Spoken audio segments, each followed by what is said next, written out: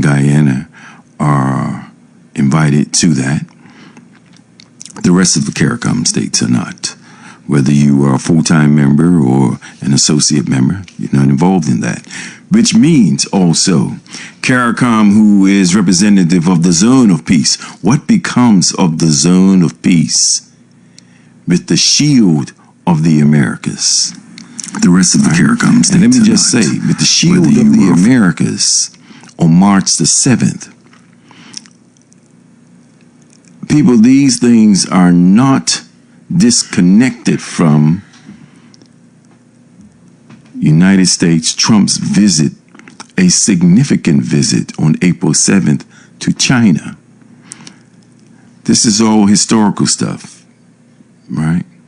You got to go back to Nixon days.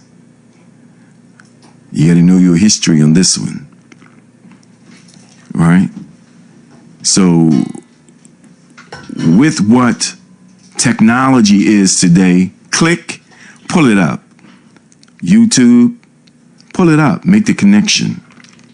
But April 7th, I'm going to share with you a clip at the top of the hour by Professor Yang, who places into context what this visit is about.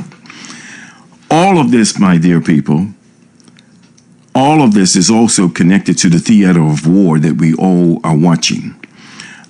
Admittedly, I can say I'm up very late at night, wee hours of the morning, not just looking at the American-centered news of this here, but I watch Al Jazeera, I watch the Chinese news network of how the theater of war is being played out and whose story is being told. And I can tell you, if you want an exercise in critical thinking, watch the different newscasts, the different news broadcasts of this whole theater of events. You're getting, I can tell you, the shield of America's perspective on things is interesting, very interesting. And like I said, we are being all pulled into this theater of war, whether we feel it directly or not. But depends on where you are. Even in America right now, economy is beginning to respond to it even more. Your airfares have gone up. Gas is going up. Food is going up. And guess what, Bermuda? You're not too far from a food crisis in any of this. All right? If you understand the blockage that's going on in the Strait of Hormuz, right? That is the artery to the rest of the world. When you're talking all of your shipping runs through there. That's why Iran is significant in this. Yes, people say it's about the oil. No, it's more than oil, people. It's more than oil. And I don't mean that baby oil stuff that we had with Diddy. I mean, this is the real deal. So listen attentively to Professor Lumumba first. Place some things in context when he discusses Marco Rubio's recent visit to Europe. You got to juxtapose Marco Rubio's visit to Europe with his visit also to the Caribbean during the 50th anniversary that we had representation in terms of attendance. You got to make the connection. All the players are being lined up. All the players are being lined up. And this is Geopolitics 101. But we're going to get real deep into this here. And I want you to have your questions. I'm going to throw some questions at the end, in this here to titillate our curiosity, to provoke some things. But as Curb and others have the responsibility to bring an open conversation around CARICOM for our understanding, I'm saying this here. I'm going to say this here right now. With the shield of the Americas, I'm not saying that it's going to relegate CARICOM to insignificance or irrelevance entirely, unless I am going to say that with Marco Rubio's visit and then the Shield of America Summit on March the 7th, that Saturday, that is going to play a significant role in terms of what the rest of the Caribbean will be doing, because you are identified as a part of being of the Americas region. And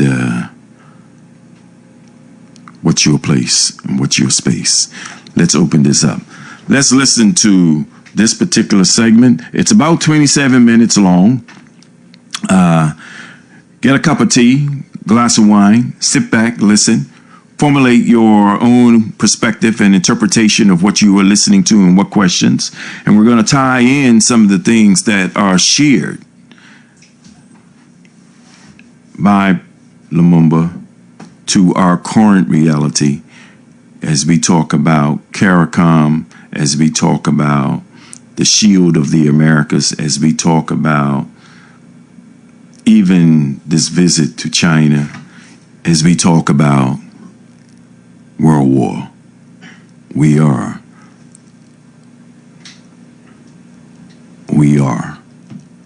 It's not fear. If you understand history, Act 1 of World War III has begun. Listen up.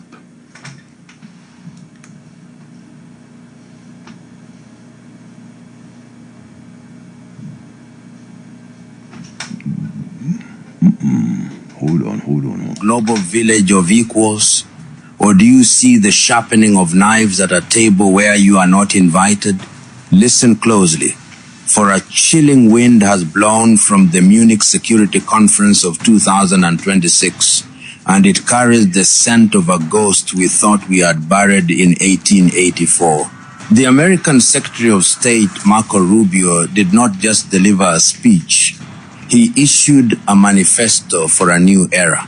He stood before the world and stripped away the mask of diplomatic niceties to reveal a raw, unapologetic doctrine of civilizational consolidation. He spoke of Mozart and Da Vinci, of Christian faith and ancestral bloodlines as the only true foundation for a new Western century. But when a superpower begins to define its alliances not by shared democratic values, but by civilizational exclusion, where does that leave the rest of us? This is not a distant European debate. This is an alarm bell for Africa and the black diaspora when they talk about securing a Western supply chain for critical minerals. They are talking about your soil, your cobalt, and your future. They are romanticizing the era of ships and flags, the very era that chained our ancestors. Are we witnessing the birth of a new colonialism? Or will Africa finally find the strategic sovereignty to say no? Today, we deconstruct this declaration to understand the value of our own survival.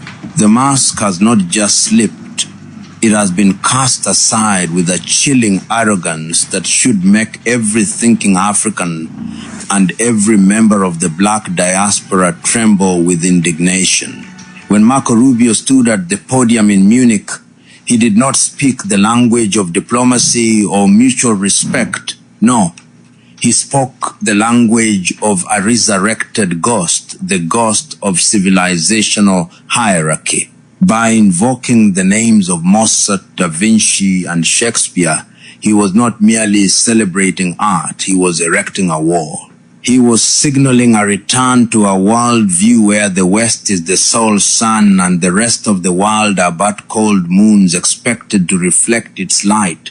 This is what we must call civilizational consolidation. It is a strategic retreat into a fortress of identity built on the bones of a history they now tell us to forget. For decades, we were lectured about the liberal world order. We were told that the end of history had arrived, that democracy and free trade would be the universal solvents to all human friction. But now, when the winds of competition are no longer blowing exclusively in their favor, the script has changed. Rubio calls this post-Cold War era a dangerous delusion. Why? Because it allowed others to rise. It allowed the global South to imagine a world that was not centered in Washington, London, or Paris.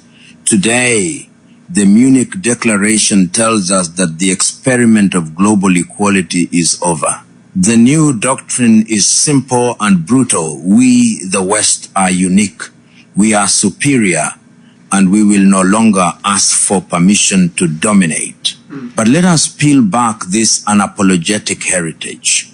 When they boast of their cathedrals and their scientific revolutions, they conveniently develop amnesia regarding the blood that lubricated the gears of their progress. They speak of the rule of law while standing on soil stolen through the law of the gun. They celebrate their pioneer spirit while ignoring the Middle Passage that fueled their primitive accumulation of capital.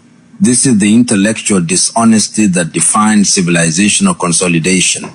It seeks to harvest the fruits of the modern world while reclaiming the imperial mindset of the 19th century. They want the technology of 2026, but the geopolitical morality of 1884. This shift signals the death of multilateralism. Rubio's dismissal of the rules-based order as an overused term is a signal to every African nation that the treaties you signed and the institutions you joined are now considered obstacles to Western renewal. When they say they are prepared to do this alone, they are telling you that your voice in the United Nations or the African Union is an irrelevance they no longer intend to tolerate. This is not just a policy change. It is an existential threat to the concept of international equity. They are consolidating their power, their culture, and their resources into a singular bloc, and they are inviting Europe to stop atoning for the sins of the past. In other words, they are saying that the era of apologies for slavery and colonialism is officially over. Guilt is a burden they have decided to drop so that they may more easily carry the weapons of a new colonialism. My people, we must see this for what it is: a clarion call for Western survival at the expense of global balance. By elevating Western civilization as an exclusive club of ancestry and faith, they are drawing a line in the sand. This AI tool will take your idea and create a complete book, complete with design. On one side, the heirs of the genius of Europe. On the other side, the rest of humanity viewed only as supply chains to be secured or migration threats to be contained. This is the direct, harsh reality. The shining city on a hill is being converted into a fortified bunker. And history teaches us that when a great power begins to view its survival in such narrow civilizational terms, it ceases to seek partners and begins to seek subjects. We are no longer in an era of global management. We have entered the era of the civilizational fortress. And if you are not inside the fortress, you are the target. Now, let us descend from the lofty heights of philosophy to the muddy reality of the trenches, for this is where the true heart of the Munich Declaration beats. When Marco Rubio speaks of rebuilding the West, he is not merely dreaming of symphonies and cathedrals. He is talking about the cold, hard mechanics of supply chain control. He mentioned with a chilling lack of subtlety that the West must secure its own supply of critical minerals to avoid being extorted by other powers. My people, let us be very clear about what this means. When a superpower talks about securing minerals that do not exist within its own borders, it is talking about Africa. It is talking about the cobalt of the Democratic Republic of Congo, the lithium of Zimbabwe, and the copper of Zambia. It is talking about the very soil of our motherland being treated once again as a strategic warehouse for a new colonialism. Look at the headlines from the past few months, and you will see the machinery of this expansion in motion. We are witnessing the rise of the Lobito Corridor, a massive infrastructure project funded by billions of dollars from Washington through the Development Finance Corporation. They tell us this is development. They tell us this is investment. But I tell you, it is the construction of a modern vacuum cleaner designed to suck the wealth out of the heart of Africa and deposit it directly into Western ports. It is a rail line built to bypass the influence of the East, ensuring that the critical minerals required for the green revolution and the military buildup flow in only one direction. This is the definition of supply chain control. It is not about African prosperity. It is about Western security at Africa's expense. Even more concerning is the recent Minerals for Security agreement unfolding in Kinshasa.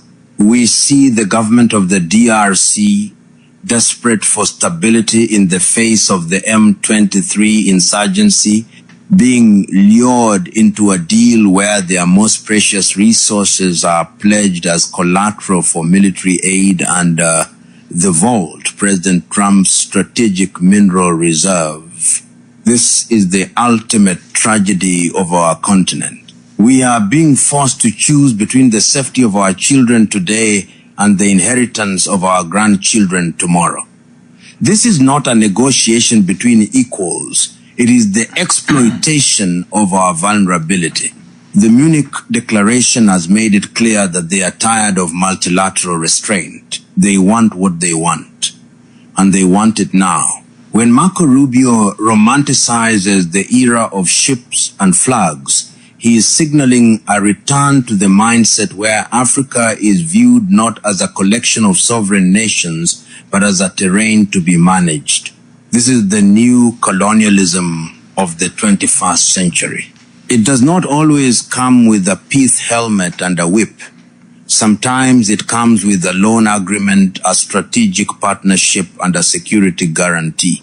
But the result remains the same, the extraction of value without the addition of value. They want our rock, soil, and dust to power their artificial intelligence and their commercial space travel, while our villages remain in darkness. They talk about unshackling ingenuity, but they only mean their own.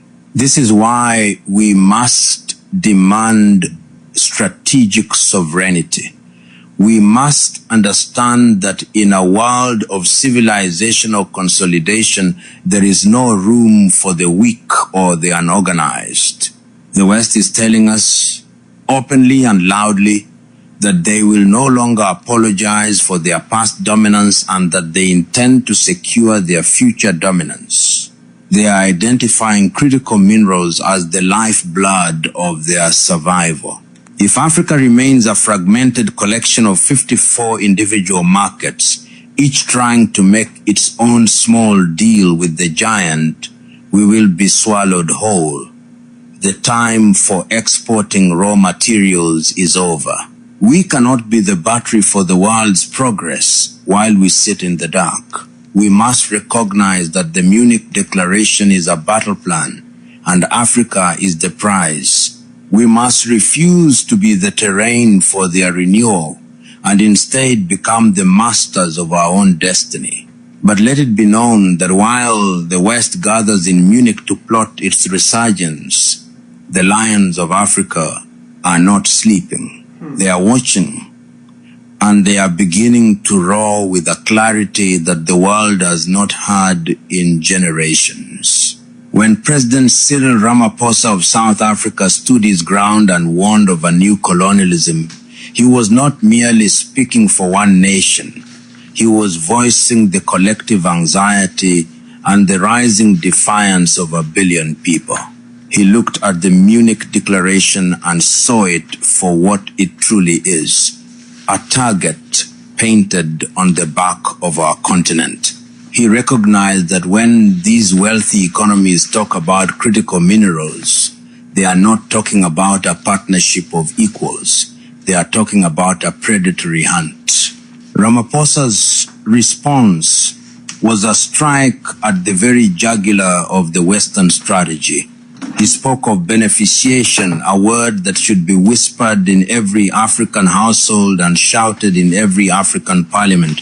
For too long, we have been the world's mine, exporting our rock, soil, and dust only to buy it back as finished products at prices we cannot afford. The Munich Declaration seeks to solidify this broken status quo under the guise of civilizational consolidation. They want to ensure that the value remains in the West while the environmental and social costs remain in the global South. But the message from Pretoria is clear. The era of Africa being a mere spectator to its own exploitation is coming to an end. We must demand strategic sovereignty over our resources. If the West wants our lithium to power their new century, they must build the factories on African soil. They must employ African hands and empower African minds. Observe the turbulence in West Africa and the Sahel, for it is the visceral reaction to decades of failed intervention and the arrogance of foreign masters. The collapse of the old order in Mali, Burkina Faso, and Niger, and the recent tremors in Guinea-Bissau and Benin are not random acts of chaos. They are the birth pangs of a region trying to vomit out the remnants of a colonial system that never truly left. The formation of the Alliance of Sahel States and the rejection of a compromised ECOWAS signal a deep, painful desire for African unity that is not dictated by Paris or Washington. These nations are looking for alternatives because the liberal world order promised them security and gave them terror. It promised them prosperity and gave them debt. When the Munich Declaration calls for an alliance that does not ask for permission, it is merely confirming what these African nations have already realized, that the great powers only respect strength, not signatures on a piece of paper. However, we must be cautious. In our rush to reject the new colonialism of the West, we must not fall into the embrace of new masters who offer the same extractive deals with a different accent. Strategic sovereignty means we do not trade one shackle for another. It means that the African Union must cease being a ceremonial graveyard for bold ideas and become a fortress of diplomatic and economic power. The West is consolidating. They are putting aside their differences to protect their collective interest. Why then does Africa remain a house divided against itself? Why are we 54 individual voices when we could be one thunderous command? The events of early 2026 have stripped away the illusions. We see the West moving toward a supply chain control that views our minerals as their sacred inheritance. We see the vault being filled with the wealth of our ancestors while our people struggle for basic dignity. This is the moment of reckoning. Porn addiction turns high IQ men into silent underachievers. They're highly intelligent, always told they had so much potential. if we do not unify our industrial policies, if we do not enforce the African Continental Free Trade Area with the iron will of our forefathers, we will be partitioned again, not with rulers and maps in a room in Berlin, but with algorithms and trade sanctions in a room in Munich. The response to civilizational consolidation must be African consolidation. We must prove that we are not just a collection of mineral deposits, but a civilization with the genius to refine its own future. The lions are awake, and they must now decide whether they will hunt together or be hunted one by one. The Munich Declaration has presented Africa with a mirror, and the reflection we see is one of a continent at a crossroads. We must ask ourselves the most direct and painful of questions. Why is it that when Western nations who already possess wealth, industrial dominance, and military might are talking about strengthening their African unity and civilizational consolidation, our own leaders are still moving with the hesitation of children?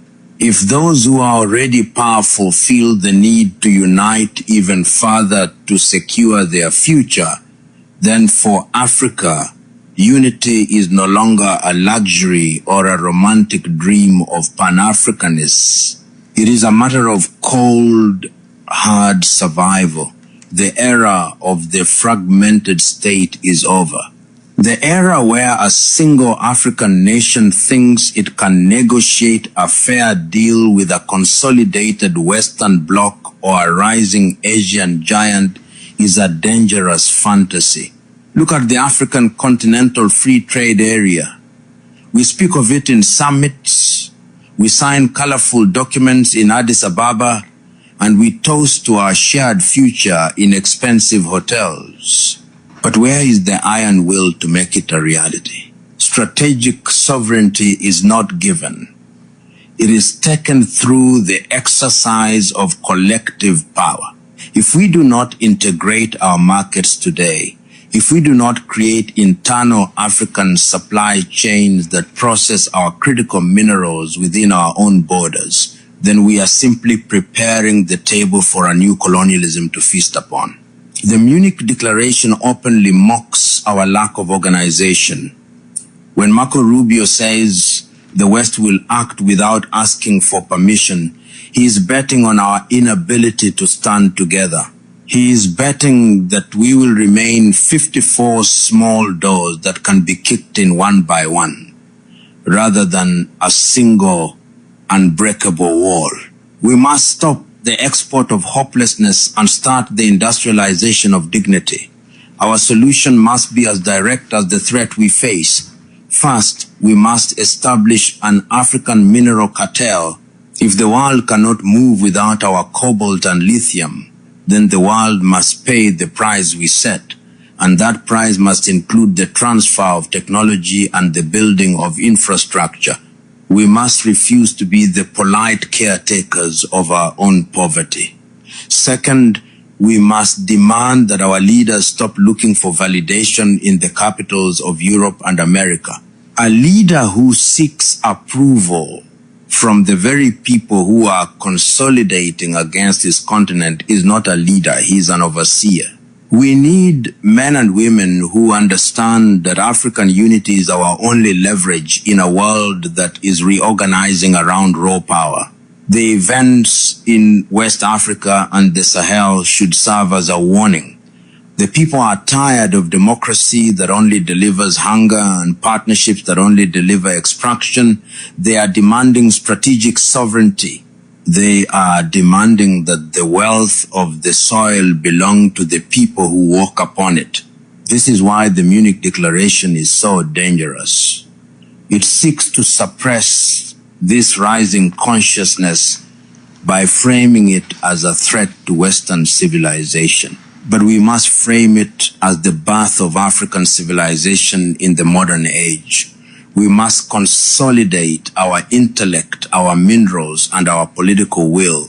My people, the message from Munich is clear. The West is coming for the future, and they believe that future lies in our ground. They have told us their plan. They have announced their strategy. They have declared their intent to ignore the global order in favor of their own interests. If we are blindsided again, it will not be because they were secretive, it will be because we were silent. It will be because we chose the comfort of our divisions over the sacrifice of our unity.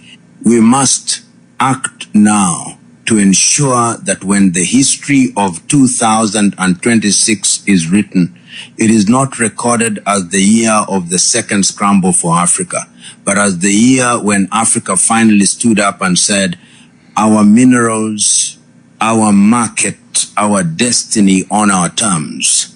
Let the Munich Declaration be the catalyst that finally forces us to become the giants we were always meant to be. Hello, I'm Ginger. People use me when their stomach feels off, but most people misuse me. African unity is not a choice. It is the only path to survival in a world that has decided to stop apologizing. My people, we have traveled through the dark corridors of the Munich Declaration, and we have emerged into the light of a harsh, undeniable reality. The century that lies before us will not be defined by the kindness of strangers or the benevolence of former masters. It will be defined by power, by supply chain control, and by the courage of those who refuse to be erased. The West has made its choice. It has chosen civilizational consolidation. It has chosen to walk away from the pretense of global guilt and to embrace a future where its own interests are the only law. The question that remains echoing from the streets of Harlem to the shores of Luanda is, what will we choose? We cannot afford to remain spectators in a world that is being redesigned to exclude us. We must recognize that our critical minerals are not just resources. They are our leverage, our shield, and our ticket to a future where we are the masters of our own destiny. The era of the second scramble for Africa is only inevitable if we allow our divisions to remain stronger than our dreams. This moment demands a new colonialism resistance that is built on intellect, on industrialization, and on an unbreakable African unity. We must honor the sacrifices of our forefathers not by weeping over the past, but by securing the future for our children. As we close this chapter, I ask you to carry this message with you. Share it in your communities, discuss it in your circles, and let it spark a fire of strategic sovereignty in your hearts. The world is changing in real time, and in a reorganizing world, silence is a decision that leads to servitude. We must choose to speak, to unite, and to act. Let us leave behind the malaise of complacency and race boldly into a future where the black world stands as a proud, sovereign, and vital bloc that no power can ignore. The struggle is long, but the victory is certain if we have the wisdom to see the trap and the strength to break it. Thank you for your time, for your thinking, and for your commitment to the truth. If you found value in this breakdown, subscribe to the channel, join our community of clarity, and share this video with 10 others who need to hear this wake-up call. Together, we will define our own destiny. This script is a result of my extensive research and meticulous editing, with a small portion of AI assistance utilized to ensure the highest level of factual accuracy and linguistic precision. This knowledge I have gathered and painstakingly edited is for our collective empowerment. There you have it. the professor, the Munich Declaration. The Munich Declaration that Rubio spoke to in Europe, and you just heard the purpose of it. The West is consolidating. And of course, when we say the West, United States of America at the forefront, England, and maybe one or two European partners, but they're not far removed. If you know anything about the Munich Declaration, as it was shared and spoken to in terms of the West need to consolidate, and we've seen enough of it right now in terms of there's no permission, you're being told. And so Rubio's visit to CARICOM, the 50th anniversary, right, was a similar statement. 15 CARICOM full-time members. We've seen 2, Trinidad, Guyana, go a different way. They're moving away from the zone of peace into the shield of the Americas. The shield of the Americas is being rephrased as the Monroe Doctrine. In other words, Donald Trump doctrine. Right? It's characterized as the Monroe Doctrine to serve the same purpose of the Munich Declaration across the shield of the Americas. Paraguay, El Salvador, Costa Rica, Trinidad, Guyana. These are countries who have been invited to the shield of the Americas for the protection of the region. I asked the question, with this shield of the Americas, does it render CARICOM irrelevant? I want to hear from you. You know the number, 297-1027, 888-257-9086. While we're busy contemplating and talking about full membership, gets us in the club. It doesn't take away, yes, our cultural connections and relevance, but this is more than just a cultural connection and relevance membership.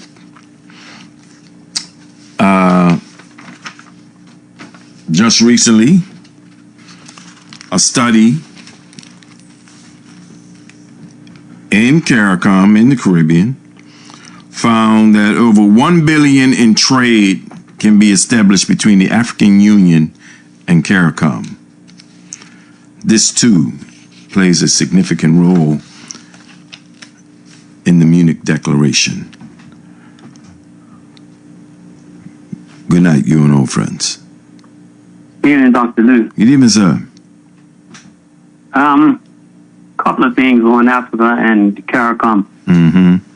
I listened to that when David was on your show from Barbados talking. Yes, the ambassador. I had a lot of concerns about CARICOM.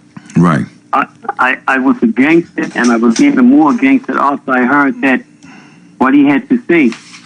One of the first things he said. Against CARICOM or against Bermuda becoming full members of CARICOM? Against Bermuda becoming full members. All right, let's be, like you said, we want to choose clarity in our language. Yes.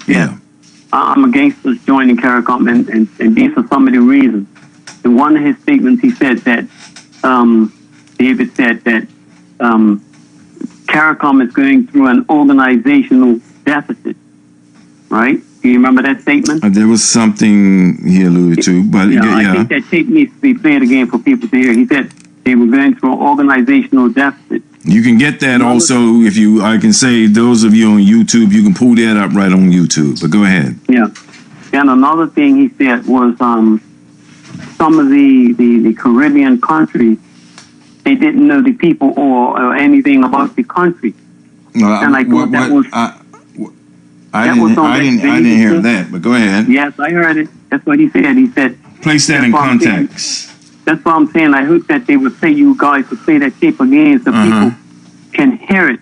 You were interacting with him while he was talking, but if we play that tape, then people sit and listen. And he was saying that they didn't know all of the people and some of those Caribbean islands didn't have a clue about them. And I'm thinking to myself, wait a minute now, you're saying you've been in existence for 50 years and you don't know your neighbors? And then another thing he talked about... Okay, yeah, I think I remember part of the conversation, the context of that, yeah. Right. Yeah. And then the other thing, another thing that bothered me was when he said that he would like Africa to join CARICOM and go for reparations, like along with the rest of us. Now I have a problem with that. My main reason I have a problem with that. Join the movement toward reparations. He spoke to, yeah. Yes, but I feel that if Africa is going to go for reparations, they should go for reparations separate from the CARICOM reparations. Well, I don't think he, in terms of the joining, meaning, each region has its argument for reparations. And we know very well right now in the Caribbean, Barbados, namely Sir Hilary Beckles, and Jamaica, the Center for Reparations, that movement is the central nerve for reparations across the Caribbean and have put their argument forward to especially the British Parliament. At the same time, there's the reparations movement also within the African Union and across the Pan-African movement on the continent, as well as in other regions of the diaspora. Right. What I'm saying is I would like to see it be separate because all slavery was chattel slavery. Chattel Slavery. Whereas in Africa, you had a lot of those tribes that were warring against each other, and they wanted power, so they were in cahoots with the Caucasian people to enslave the people. So they were involved in the chattel slavery. We're told that story, and that too has some inaccuracies in it. You speak of that as a generalization. We've been told usually that's a typical argument Europeans had put forward and put back to people of African ancestry. Yeah, they couldn't have done it by themselves. They had to have help. You see, whether it was a limited amount of help or whatever, there was still some help against us. Now this is the other problem I have. I've traveled to Africa 5 times. I've been to several of the countries there. And I started traveling there in the 1990s, right up into the 2000s. And those countries are saying, we're going to do this, that, and the other. These leaders in these countries are going to fix this up. Let me use South Africa as an example when I was there. We're going to, now that apartheid's gone, we're going to build all these houses, knock down all these shacks. At this section here, just so many miles, we can put houses there, then knock down another section. Much of it hasn't happened, but go ahead. Right, exactly. That was my next point. Much of it hasn't happened. And all across Africa, with the wealth and with these leaders coming into to leadership and saying they're going to do this, that, and the other. And a lot of those countries, even like with South Africa, the way it is, they don't even have social programs to help people that are unemployed or as such. I asked the people there, South South Africa has 41% unemployment. Yeah. Ghana had 43% unemployment, and other countries that I traveled to in Africa had high unemployment. Do you understand? Let me ask you this here, and I hear that, but I want to ask you this here because that's a common argument that you continuously bring, but I got to bring some other evidence to support it. In the clip that we just listened to, it was clearly stated, and I'll use intellect, industrialization, and unbreakable unity is required across the African continent right now to counter the very same thing that you're talking about. Right now, even in the Munich Declaration, even in terms of recent agreements, Europeans, even China, you see developments going on. The world, when we say the world, Western world, Asian world, everyone knows where the mineral and the resources are for the technological advancement that we all seem to enjoy. Yeah? You agree? Do you agree? Yeah, I agree that yes, if what he says, if they can do that, I agree with it 100%.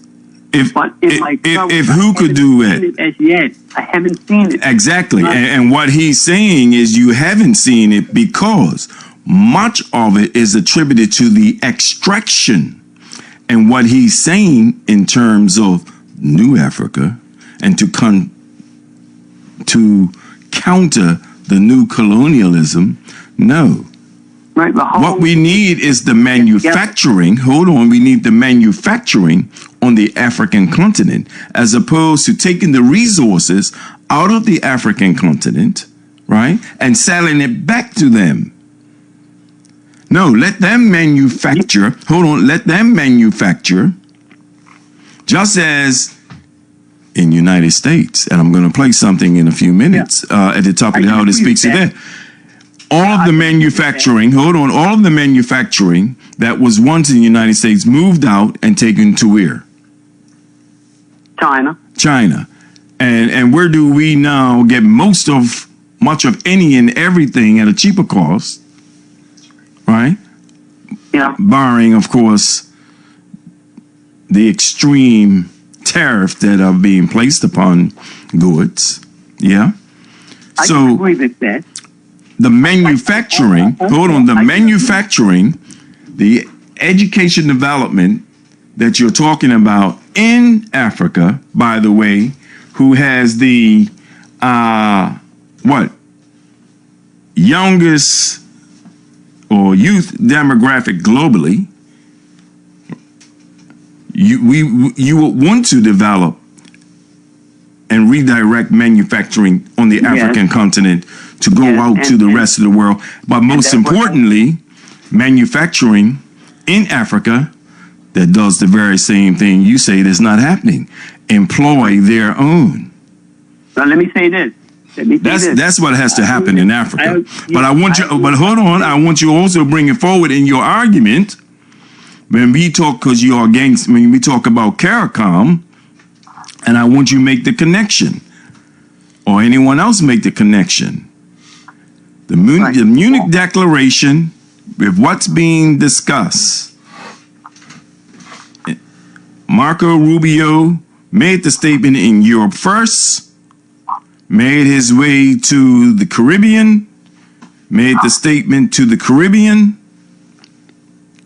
Hey, don't need your permission. This is what will be.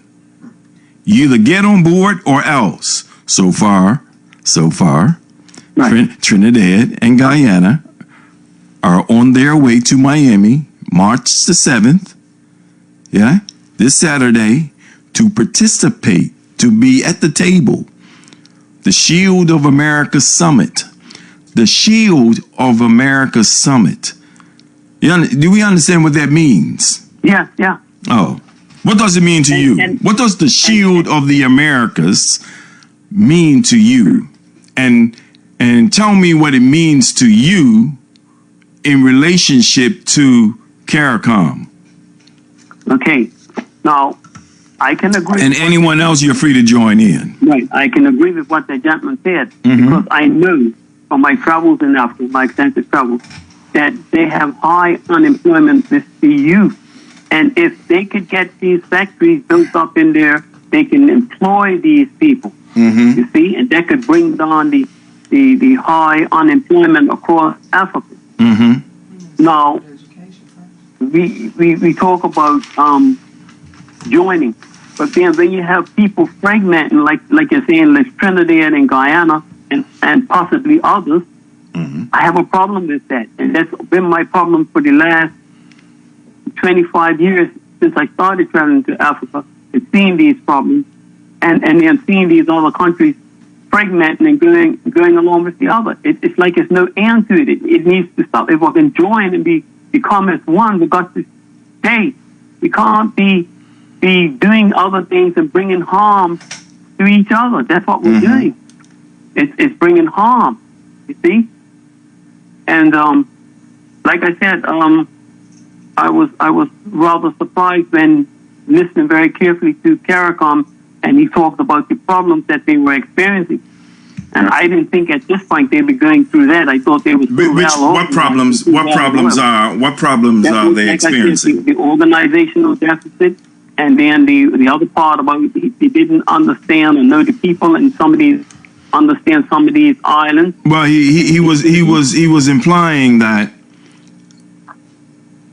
across the Caribbean, getting to know more and more of your neighbors, meaning your neighboring countries. And let me ask you this here, and anyone else, right now, my good Christian people,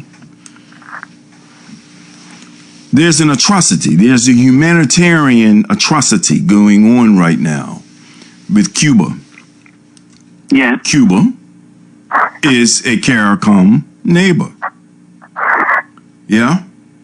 Yes. In your argument, or anyone else's argument, would you agree that as a body, meaning CARICOM body, there should be more of a unification, a consolidation of support for humanitarian acts toward Cuba as in opposition to what we see United States imposing upon them?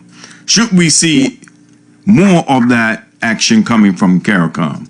Or do we expect it, or do we expect that because of the big might of United States, who've made it very clear, any of the Caribbean countries showing any type of support to Cuba, they too will be dealt with. They too, and this is my language, they too will be economically suffocated. Now, I'm asking you or anyone else out there, those are full membership or associate membership Bermuda, and our premier was in the starting lineup, and when I mean the starting lineup, you saw the picture. He was in the lineup of the Caribbean states who were at the delegation at the summit, and I'm asking. My main problem with us becoming a full member is that my fear is that with these rules and the saying, oh, we don't want this and we don't want that, all this hasn't been explained to us as yet. And my concern is for these people feeling they have a right to come and live and work in Bermuda. Well, you see, you're addressing, and that's been one of the things you've harped on, and government has made it very clear, it's not as simplistic as you make it sound, that folk will just end up here. As it is right now, as it is right now across the Caribbean, only about 4 of the Caribbean states are engaged in free movement. Not all of them are engaged in free movement. all understand the significance and the importance of what the role that immigration will play as we talk about trade. I mean, even in, this is why I'm asking if we're listening attentively, and I ask people to go and listen to that clip that, what we just listened to, and the one with Ambassador David. When you think in terms of the Lobito corridor, right? The Lobito corridor, in terms of that railway across the African continent for the transport of minerals to the gateways of the West, and the role that the potential of free movement, and not just across the Caribbean, but the economic partnership of African states with the Caribbean states. They're 54. They're 54 to the 68 states. I'm going to share something about that. Those are black. Those are basically black countries that you can nowhere. And Frank Zanu talks about this here. He says nowhere in the history of any black country you can say they've colonized and butchered other people. Let me say this last thing. This government and the previous government, this previous government, thus far they have failed to educate the people about CARICOM. And this government and the previous government, they have. When you say the previous government, which government? The previous government is this government. I'm talking about the UBP. Oh, you mean the OBA when they were government? And the PLP, they have failed to educate the people about independence. We talk about independence, but you don't tell the people all the ins and outs of it.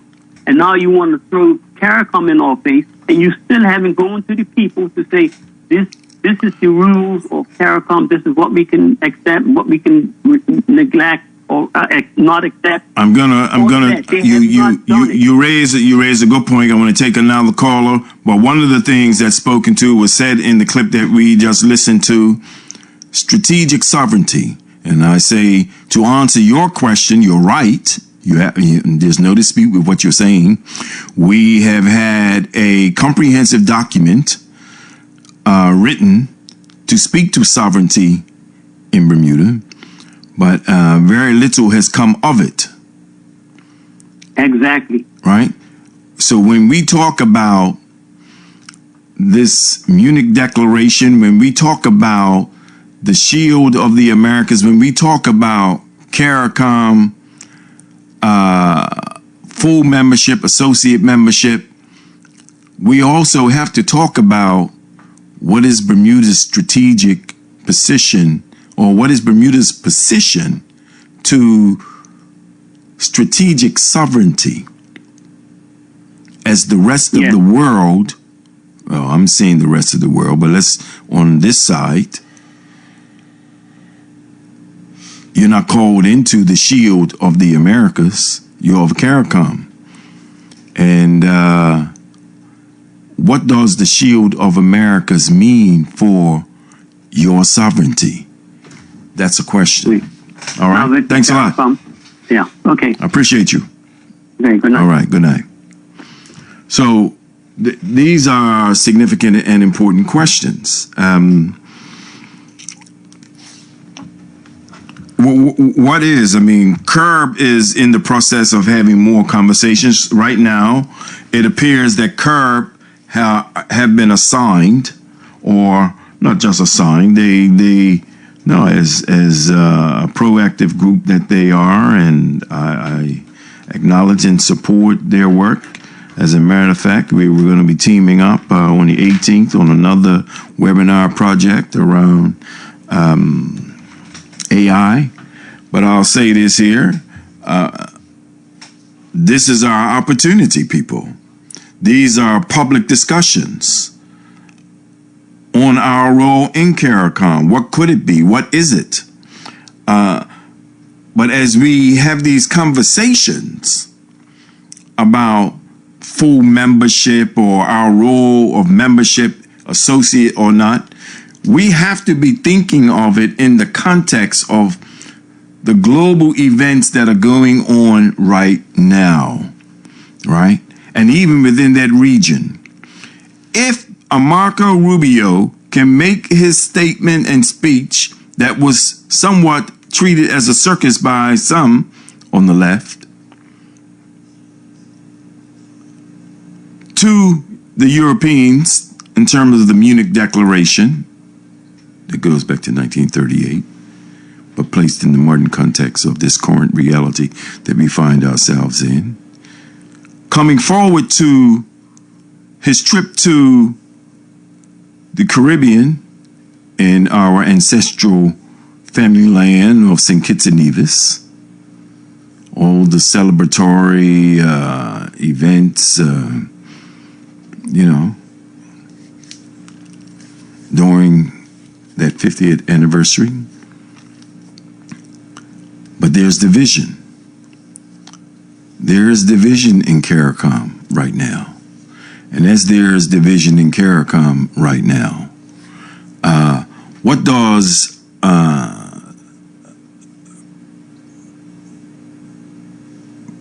Mia Mottley, Prime Minister Mia Mottley, have to say in response to Prime Minister Prasad?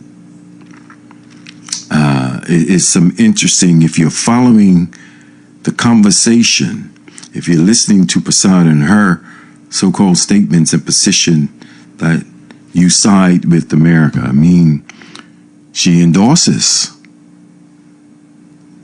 Donald Trump's and Israel's assault on Iran.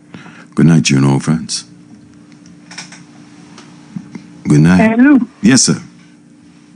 Why does the division in CARICOM make CARICOM such a threat? Why? When the reality is the division that's happening based on some countries wanting to support the idea of supporting America or the United States. Is it support of America, or is it just doing as America has told them to do? Because that's what the Munich Declaration is very clear, and has been transferred to persons in the Caribbean. It isn't so much, you know, that it's about support. It is either you get in line or else. Yeah, but either way, whether some are for or some against, right, doesn't offer a threat in terms of us joining CARICOM. I'll tell you why. Because the reality is America and others don't see us as a threat. Of course not. Either way. Yeah. Because if some are joining, that's a positive. And those who ain't joining, it's not going to be a negative either way, because historically, CARICOM is supported by Great Britain and the United States in terms of relations anyway. Right. Because, you know, and that's the reality, because we've never been a part of the Monroe Doctrine. I don't know if you realize that. Not directly, we haven't, no. No, we're not. So yeah, not what directly. I'm trying to say is, if they saw us as a suffer threat, some of the consequences of the Monroe we Doctrine. would have been a threat from the beginning. You know, so that's not going to affect us either way, because militarily, we are not a threat. Politically, we're not a threat. I mean, we were able to negotiate with them to take us off the list of imposing, hardship on us when it came to the shipping situation, particularly when it came to the size of the ships we used. So, I mean, the reality is, in many ways, CARICOM, or the region, is always going to negotiate positively with the United States, in spite of their policies and their negatives around the world. So my thing has always been, rather than only support the global north, support the global south also. You know, because there's no harm in that. You know, economically, it can only benefit you. And, you know, again, as long as you're supporting U.S. policies when it comes to economic growth and not being a military threat to them, then there's not a problem. There's all renegotiate. And it's the same is true when it comes to Africa Unite. I mean, you know, to unite doesn't mean all of a sudden you're anti-United States. It means you're coming together to control your resources. Well, that's part of the conversation of the clip that we played.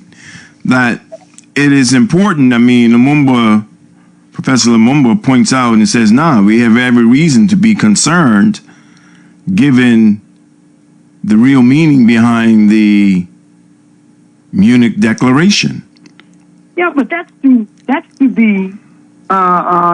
to be able to negotiate with anybody.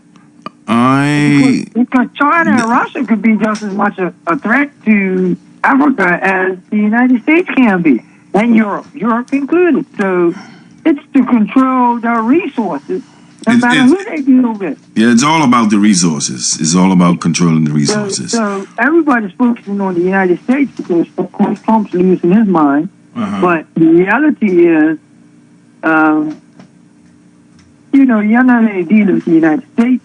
You know, you're dealing with Russia, you're dealing with China, you're dealing with, really, it's the powers of the world. There's included in the global south as well. Not just the global north. Well, I think this is a great way to segue. Yeah. I want to play Professor Jiang's clip where he places into context some of the, with what we're dealing with right now in the theater of war, and what's coming up on April 7th. Because April 7th is going to be significant to, that from an economic perspective, yes, but the two superpowers in China and United States, and possibly the outcome or response to what we see going on in the Middle East. Yeah. Because people don't like it, but it's interesting talking to different people about it, because people think that, oh, you're baiting, you're scaremongering, but it's not scaremongering. It's a reality that, again, of all our studies, history is best qualified to reward all research. We are in the first phases of a world war the longer this goes on. And I'm going to tell you this, Lou. Whether you're right or wrong. World War III. Study your history. Yeah, whether you're right or wrong in terms of your prediction, it has the potential to be the Third World War. Because this whole thing will ricochet. It has the potential. Yeah, I say we're in the first phases of it. Yeah, and why Trump couldn't see he was going to destabilize the region. Trump's doing as he is told. He's told to do. Trump was asked. I don't know why he thought attacking Iran wasn't going to be retaliation to the surrounding Middle East countries. I mean, especially Saudi Arabia. Yeah. I just think it was. Yeah. But again, of course, many would say he's wiser than we think he is. But well, let's see. So far, he makes a move. I don't see wisdom.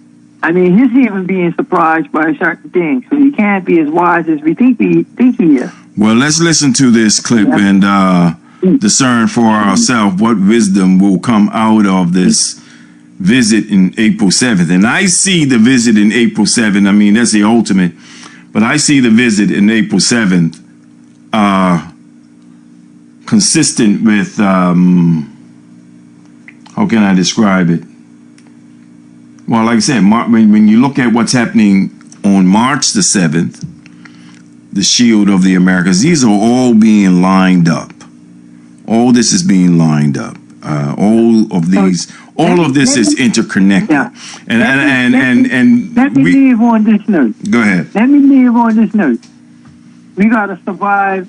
All CARICOM needs to do is survive the Trump administration. He's not going to be there forever. Well, he thinks so. Well, I'll tell you what. The war will be used to extend his presidency. that is the thinking. That's a But fact. either way, The war will be used to extend his presidency. yeah. All right, and that's people say no, but in terms of him not being penalized for the Epstein files, he's doing a lot of things to create distraction. all interrelated. Let's listen to this clip, and feel free to come back. Listen up. All right, bye. Appreciate you all the time. Right.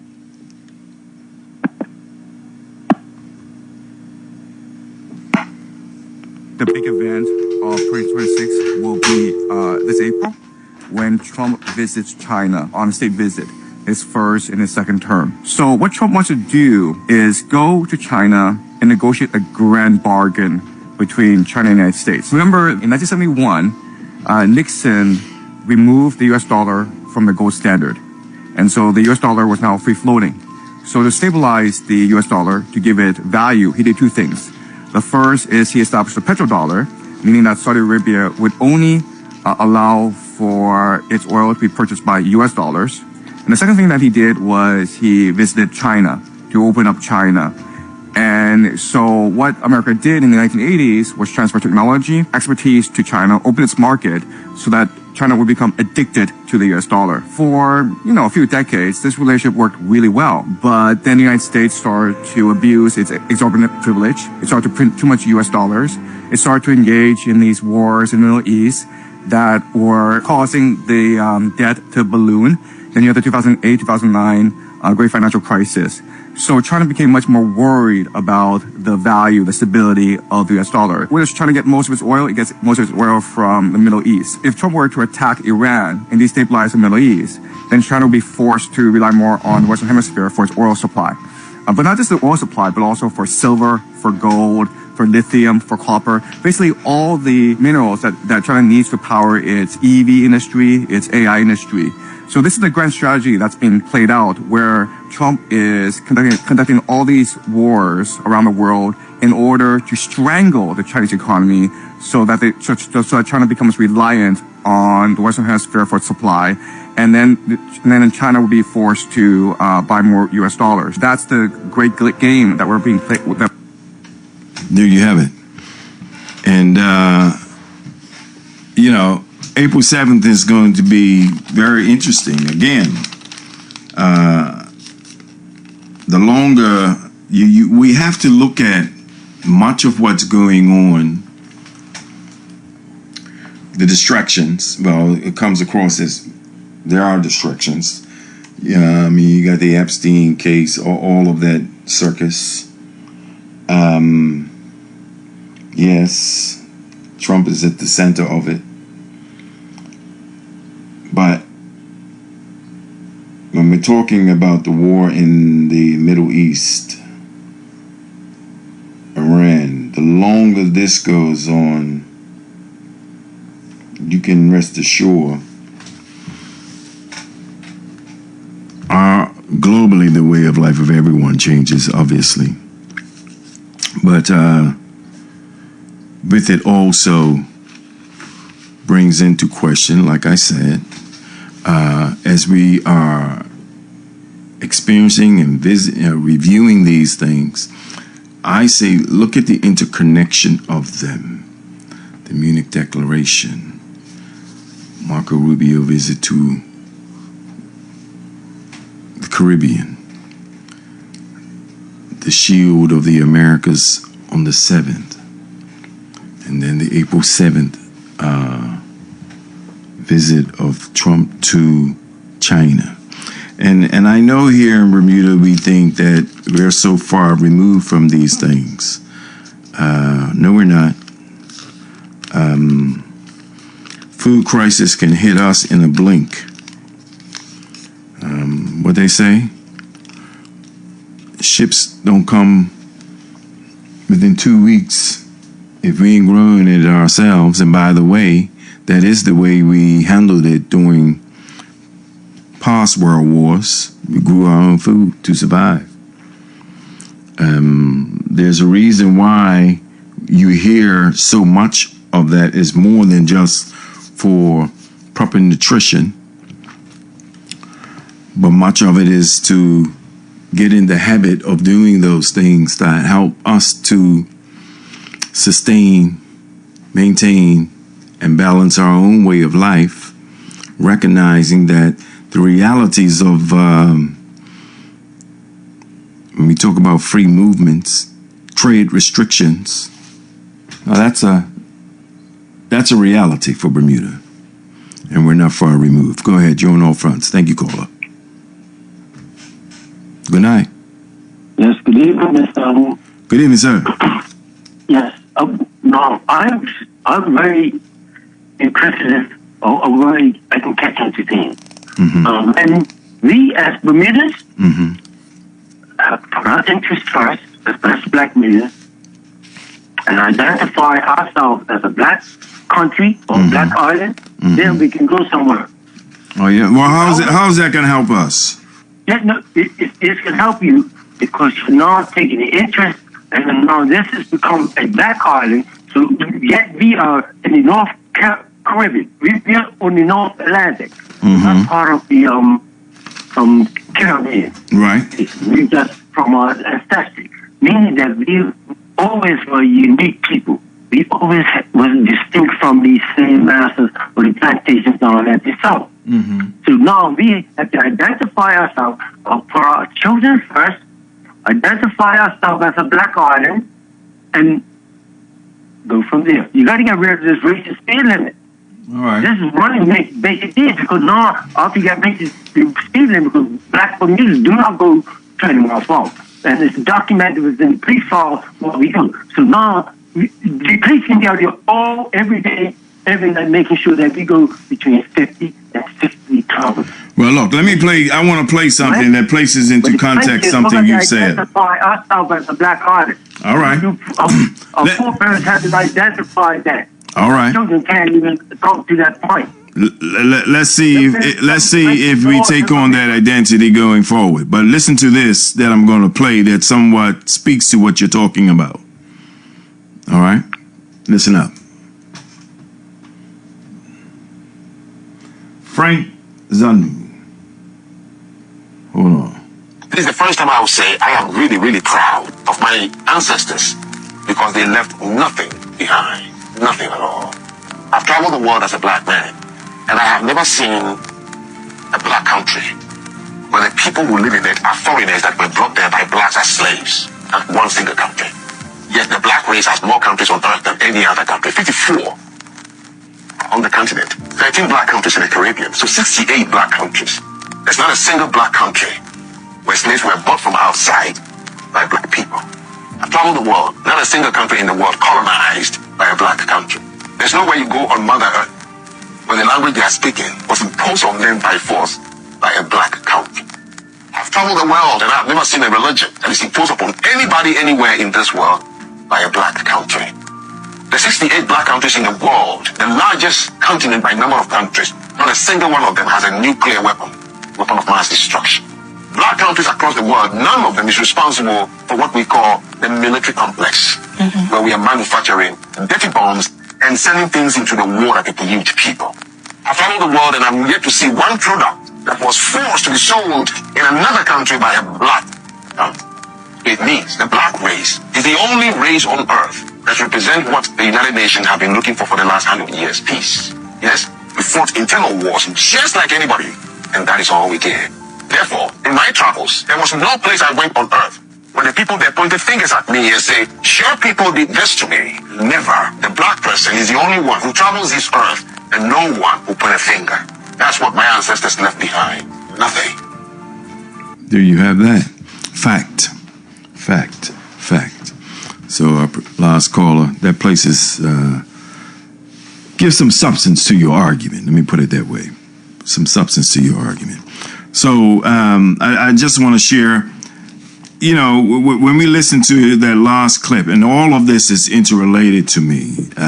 When you think in terms of how we started with Professor Lumumba's piece, and like he said, I would hope that, yeah, in your conversations, I think this should be part of our conversations, you know, his particular series tape, discussions around it, and us making connections of what he's saying and what does it mean in terms of our own position as we wrestle with CARICOM, full membership or not, which is secondary really to the greater example or picture that's being painted for us about this membership. But go ahead, caller. Appreciate your call. Go ahead. Brother Simmons, how you doing? Doing well, sir. Give thanks. I was in the car listening to the first piece you played, and you know I speak about Abraham Ture, what he's doing down Africa now. Right. I'm reminded of Bob Marley's tunes. Get up, stand up for your rights, and chase them crazy bullheads out of town.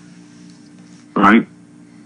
But you know, until leaders that are in the other countries down there stop taking finance for their own personal gain. That's correct. Which is Lumumba's argument. Using it for, I'm sorry? That is Lumumba's argument. Yes. Yeah. And start using it for the people. Right? Then that's when Africa is gonna really catch a fire. But you know, I'm sorry, but you know, the thing about it is, us as a people, we have to bypass that. And yes, it's true, racism, discrimination, and all that is happening. But us as a people have to come to the conclusion, we are all humankind. And we have to look out for, be our brother's keeper. How can we arrive at that when you say we as a people? Certainly, look, in terms of our humanity, yes, and I get that. Not just black. You're saying all people. Yes. So how can we arrive at that? We need to. When we see right now, when we see what's going on, of course. Israelis, Palestinians. When we see what's going on, even this latest acts of war, Iran, U.S., when we see in the Caribbean, when we see the atrocity, the humanitarian atrocity on, and you're a Christian man, when you see toward Cuba. Let me change that before you go on. I'm a believer in Christ. There you go. Okay. Because there has been a lot of atrocities under that name, Christian. There you go. Okay, I'm glad you gave us clarity. That's what the conversation's about. Let's get that straight. There you go. And while you're doing that, until you have those evangelicals, the white evangelicals. I sometimes ask my question after this conversation, give me something you're saying. My people who've made their pilgrimage to Israel, you know, I mean our people. I mean, we've had our people, and they'll talk about the trip that they took to Israel, you know, the Weeping Wall. And I ask them now, when you reflect on that missionary trip that you took and look at the Israel today. Let me make it crystal clear before you go any further. My belief, God is not pleased with what's going on down there. And if he is, then I have been hoodwinked and lied to. But I don't think I am, because I have a relationship with him, my personal one. There you go. God is concerned about souls. And the way the Israelis are dropping bombs down in Palestine, and what we call it, collateral damage? Huh? If they wanted to get to you, anybody in that station is there. They call it collateral damage. Let me ask: Can the Caribbean justify itself as a zone of peace and idly sit by? And let me just say this here: I know my brothers and sisters in the Caribbean give much support to Cuba, but if the United States follows through with their Monroe Doctrine in the Caribbean, it has to take leaders that have cojones and willing to take whatever licks that they're gonna get and stand up for truth and right. Instead of worrying about whether they're gonna have to be you see how Cuba has been through what they've been through all their lives. Yeah, right? But because they stood up what they face right now is probably the most extreme it has ever experienced. Because you have the likes of Donald Trump right now going around the world and picking. Look at how he's going down Venezuela. You know why he's done that? Because when the oil dries up somewhere else, he wants to know that the pawns that he has put in position, he will be able to go down there and get what he wants out of them. Well, it is, in layperson's terms, definitely. That's what he's doing now. You know, I honestly can't fathom. Well, I knew Russia has a plays a part in it. Why they're not going down there and do what they want with Abraham Traore? They tried to assassinate him, yes. The Russians have? I'm sorry? Not Russia. I said Russia has their hands in it. Why it's not happened? Yeah. He definitely has more of a partnership with Putin. Exactly. Yeah. And then what I'm trying to tell you, intelligence and everything else, they have provided with them. But no, at the same time, Abraham Traore has set in place where this is going to be a partnership, not a dictatorship that you tell us how to do it. So let me ask you this here. Abraham Traore, he just signed a memorandum of understanding with Trump, with the United States, in terms of 147 million health fund, let me call it that, to, of course, help to develop and really the health plan in Burkina Faso. People are perplexed that he would go into an agreement with Donald Trump at a time when he said he would not take any of Western funds that would render Burkina Faso dependent.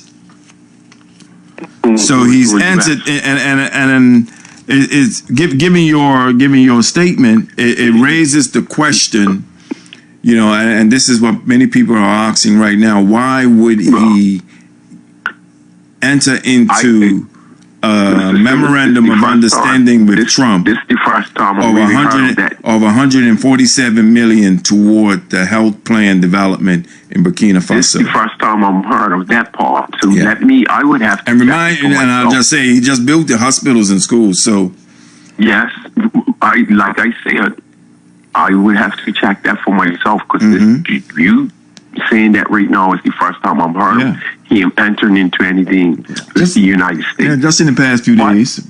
Right. So this is what I'm saying. So, but I would say that if it's doing something like that, it has to be benefiting his people. I'm quite sure that's the word that he has been running down. And that's when I haven't had access to the full memorandum of understanding. I've listened to discussions of folk on the African continent through the airwaves, social media airwaves, discussing it. And that is his position, that it is to aid and support the health of his people with the intent of paying back what was given. Well, Well, I'm sure it comes with some form of interest. But, most definitely. Yeah. Or minerals.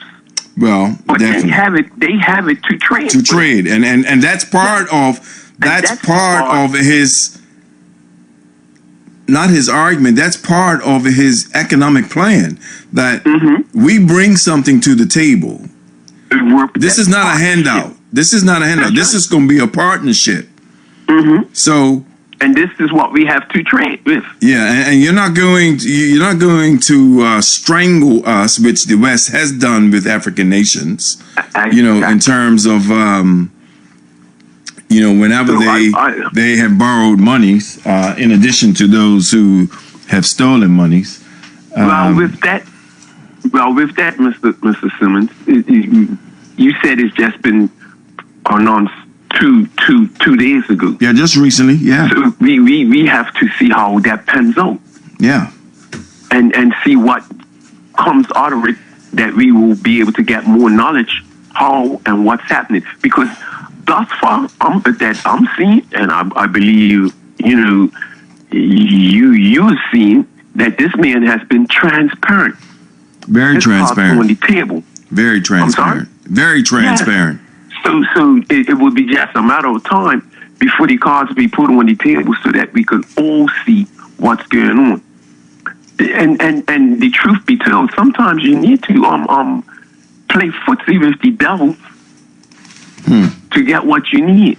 Well, maybe that's what Prasad is saying in her understanding of why she has sided with Trump and his attack on Iran. Well, I'll tell you what. Donald Trump right now is just becoming like he wants to be a king.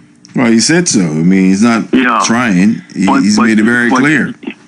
But listen, I would say when it comes to the United States, they're the biggest, corruptest country in the world.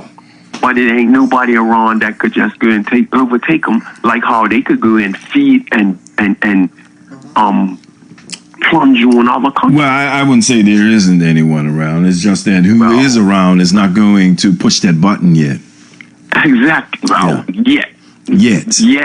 But, I mean, when you look at China, yes. When you look at Russia, yes. They stand a chance. It would be a battle, but let's get one thing straight. See, a lot of people miss this. United States, the deficit, the money that they owe is so, the deficit is trillions of dollars. Well, they're definitely indebted to the Chinese. That's for sure. But then at the same time, before the money used to be able to be done to a gold bullion. No, all they just do is go and print more money. Well, the petrodollar is and you know what? If they just keep printing the money, after a while, it just becomes toilet paper. Well, yeah, but everybody seems like they want the U.S. dollar. Not as much as they used to. Not as much as they used to. And like I said, it's interesting, and these are the connections. I haven't even brought up BRICS.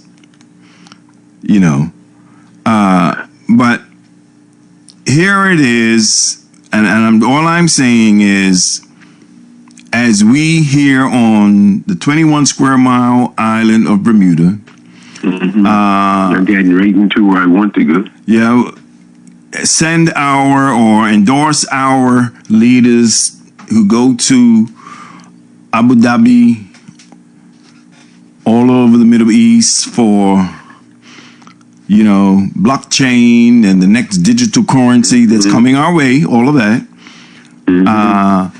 When we look at what's going on in terms of the recent events, we're talking about CARICOM and Bermuda's role.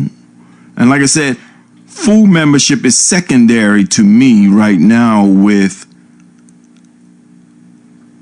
the role that CARICOM currently, or CARICOM is going to be playing in the Americas, as we talk now about this new shield of the Americas. I see Trump's shield of the Americas comparable to his board of peace, right, that he established. The shield of the Americas helps to disrupt, if you want to say anything, because coming out of CARICOM, the dominant voice, and it's interesting to watch this drama, the dominant voice, or say the go-to leadership voice, has been Prime Minister Mia Mottley, who has been the go-to person for United Nations. Less of that now. She still is a powerful voice of the Caribbean, but I do believe now with Prasad and her alliance with Donald Trump and the shield of the Americas, we will see and hear more of her having the grandstand. I don't know. I mean, she said members of the CARICOM state are hypocritical as a zone of peace. Some will say and have said it is she who is hypocritical because she has broken ties. Some said sometimes you got to dance with the devil. She has chosen to do so for the salvation of her country. But the bottom line is, when you're dancing with me, you need to make sure that you are getting what you need for your people and not for the people that are, per se, running the country. Yeah. Running the country to benefit themselves. Well, she says this is for the Trinidadian people. So, with that thick crude oil that they have there, and America's capacity for the refineries and so forth. Hey, and now Guyana. They have some weight. Before you came on, I think I heard some youngsters talking on the game. Yeah. And I can assure you, I had to listen again. And they were future leaders. Future leaders of this country. Yeah. Saying that they feel that the politicians of the day in this country, right, are about the South. Well, you see, that's like Professor Lumumba. I mean, I know people feel that the politicians are about themselves after they saw the salaries of politicians. We have full-time politicians, and they're going to be paid, and people are questioning. If you do not have a portfolio, how is it that you're making such sum of money? This is the people that come to your door and tell you they want to serve you. You know what a servant does? A servant serves you, not the South.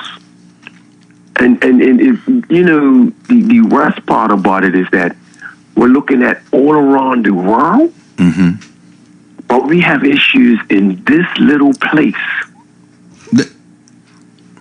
Right? A microcosm of the macro, definitely. I'm gonna give you just 3 things that we really need to address. Go ahead. Hardly. Greed, pride, racism. Well, I would prefer tip it to racism first. Then greed. Then pride, because we're all puffed up, thinking we all got the answers, when it's some small person that would have a good answer, but you don't want to listen to them because they're not got doctor behind their name, or a BA, a CA, a DA.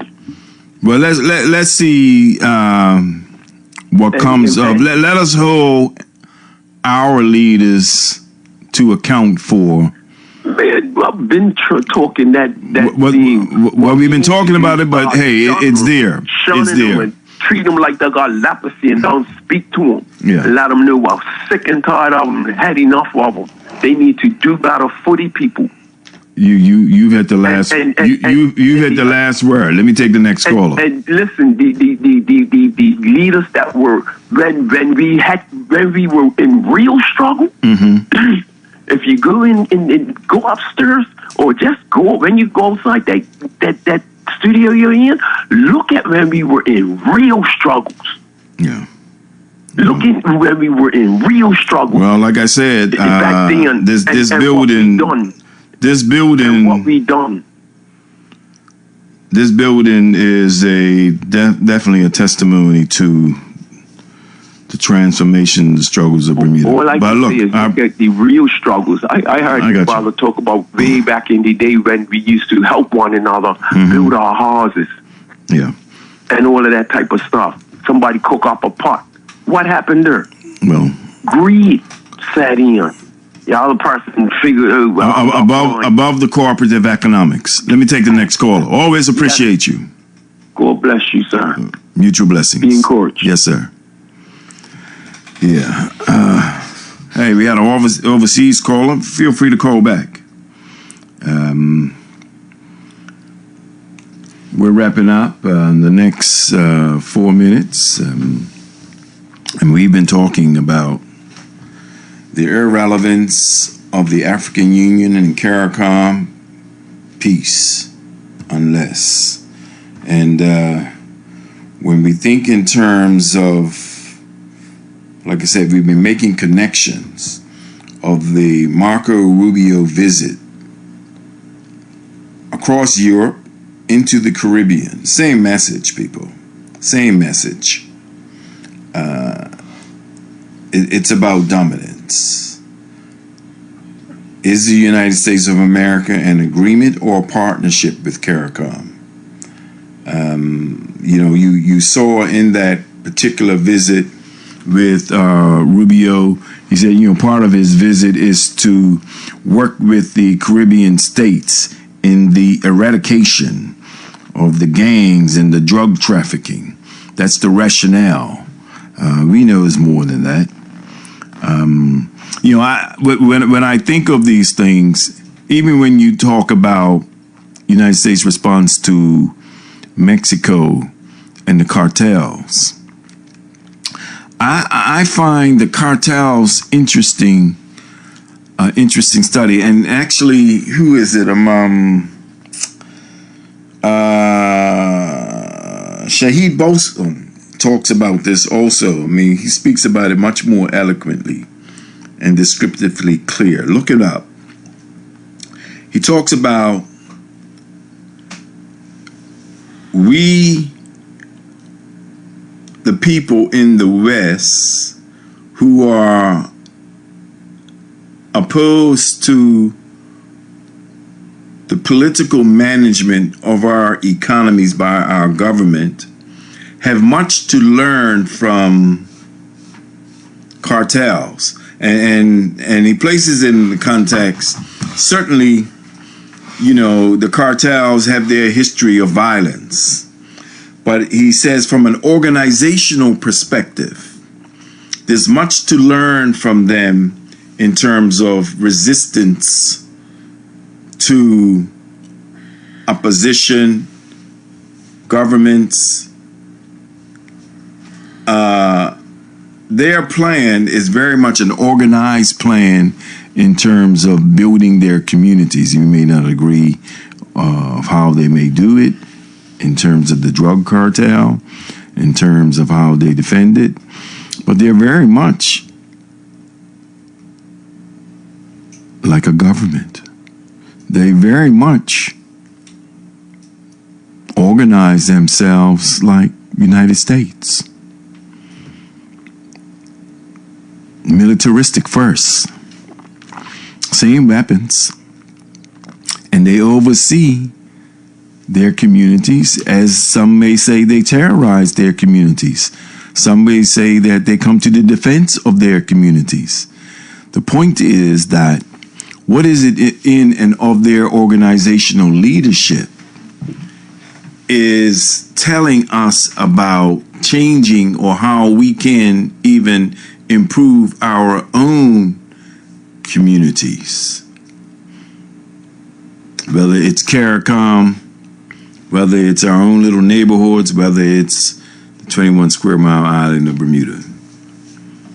Organizational leadership. What is it that we could do? Good night, you on all fronts. Turn your radio down. Go ahead. Good night, Dr. Lew. Good night, sir. I guess somebody else, they're probably waiting for me to say I'm the last caller. Well, it's blinking, but go ahead.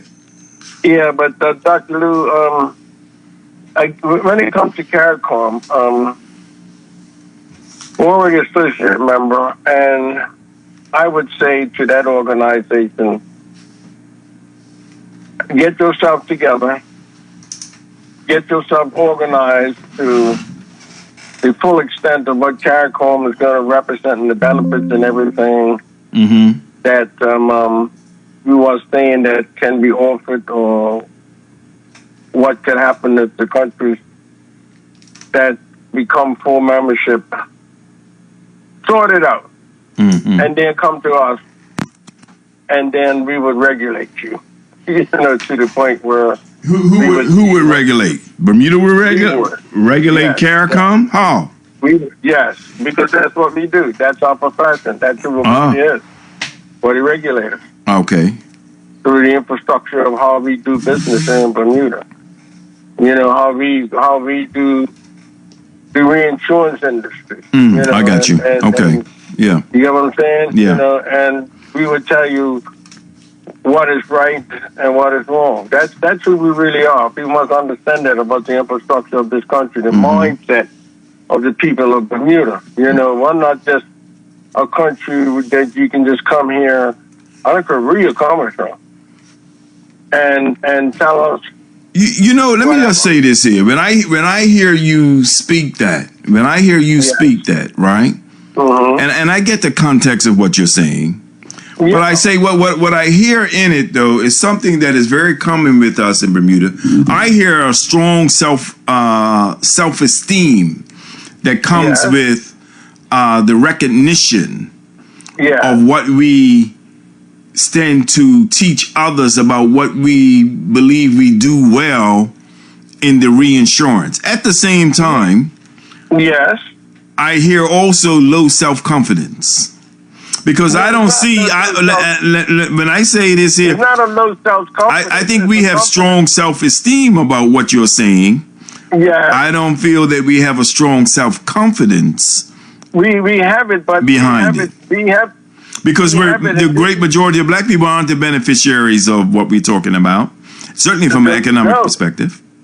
The benefits that we have that we share in is the infrastructure of this country. Okay. I mean, in the sense that, they came to us with this offer of this CIT thing, right? We didn't go and ask for it. Right. Only because that they recognize us as being the best regulators when it comes to international infrastructure of business. And if you break it, we fix it.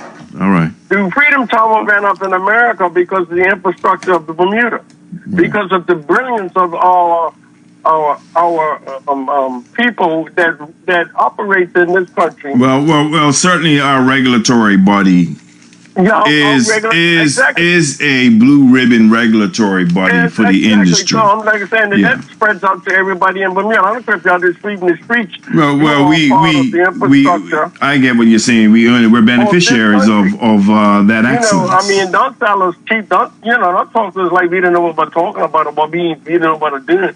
If you're going to come to this country and present something to us that you think we should be a part of, okay, well, go out there and get it sorted out. And then when you think you got it sorted out to the point that you want to represent it, because in anything at all, in the end, whatever it is that you are going to organize, guess what's got to happen? What's that? It's got to be insured. All right. And that's You get what I'm and saying? you are the last caller. And we are the last call on that and when it comes to the insurance and the reinsurance. Who have insurance that's going to come to us, and we would regulate you to see if you are telling us the truth about where this money's coming from, this and that, and if it ain't there, we can't insure it. Thank you, my We can't brother. reinsure it Thanks a lot. at the end of the day. Thank you very much. All right. Hey, well, look, we've been making some connections. You know, the irrelevance of the African Union, CARICOM, and peace, unless there is a collective will and consciousness and action, and I think that's what the first clip that I shared with you in terms of Lumumba was getting at. And while his focus was on the African continent and all that it is contending with right now, and the relevance of the Munich Declaration, what that means in the Rubio speech, not just for Europe, that's a rallying call that Rubio made to the Europeans. But then to the sunny isles of the Caribbean and to CARICOM in the 50th anniversary that we were active participants in,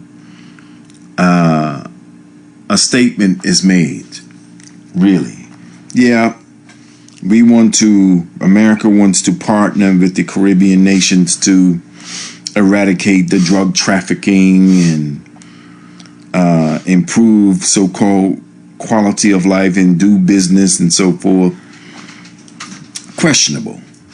I say questionable. I say questionable because simultaneously as that is being told and said, we are watching the very same country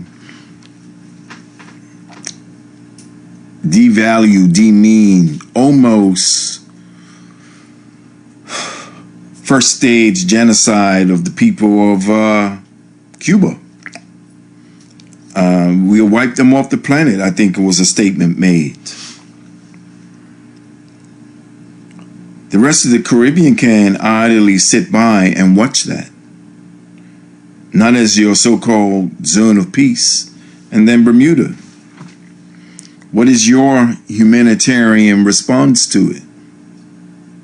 Given that we see, whether it's full membership, collaboration, cooperation, the idea of becoming a full member because of our cultural connection is more than just our cultural connections. What is our spiritual, humanistic values as we bear witness to this atrocity, this imposition, this bullying, this dominance, dictatorship.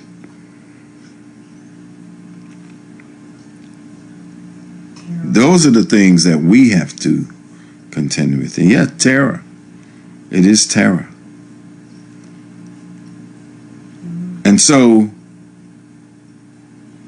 from CARICOM to the shields of, or the shield of the Americas, the shield of the Americas. That tells you something. The shield of the Americas. See, that's a response also to, see, not everyone in CARICOM got on board. And while the decision of the leadership of the Shield of Americas, Trinidad and Guyana, are expected to be there on March 7th,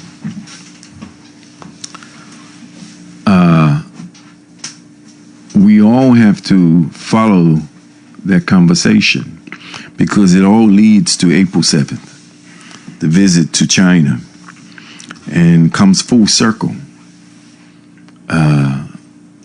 As we watch this theater of war,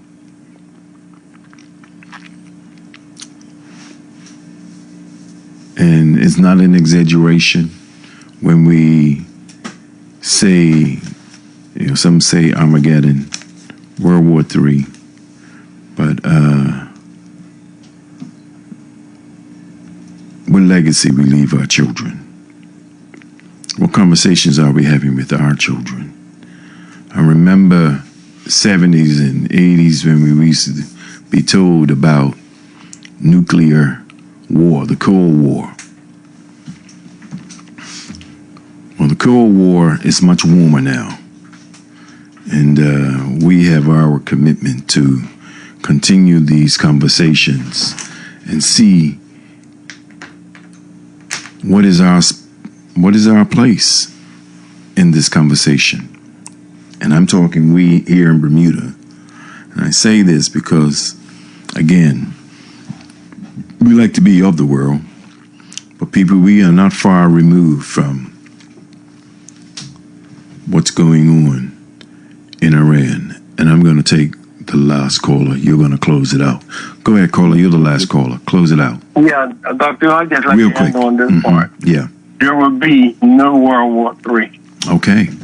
That ain't happening. It don't even make sense for any of those leaders out there, I don't care how powerful they may think they are, for us to put up the world into that type of condition in which they wouldn't even benefit from it if it does happen.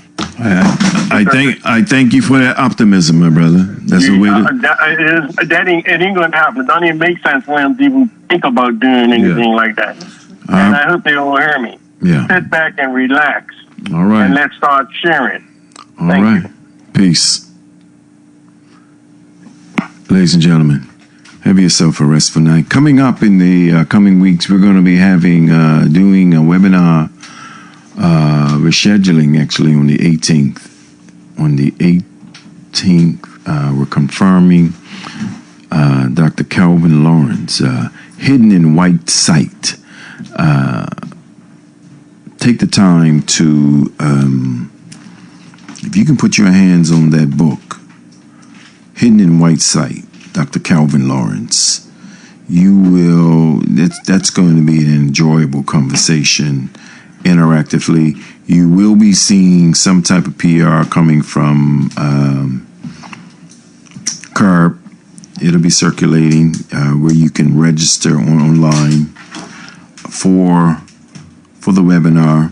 And, we'll do it the way we do it, where we will have the webinar discussion. For those of you who will be registered, you'll get the opportunity to pose your questions and interact with each other around the discussion and on the discussion online. And the last half hour, because we usually do webinars for about 90 minutes, for the last half hour, we engage you, the radio audience out there, with the subject matter.